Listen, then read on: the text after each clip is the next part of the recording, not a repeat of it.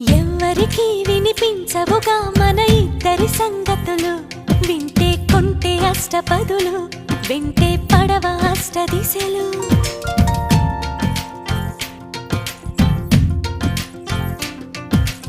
ఎవ్వరికి కనిపించవుగా మన ముద్దుల ముచ్చటలు, చూస్తే జంట ఏని ఎదలు, మనకే తగులుతుంది ఉసురు, చెబితే విన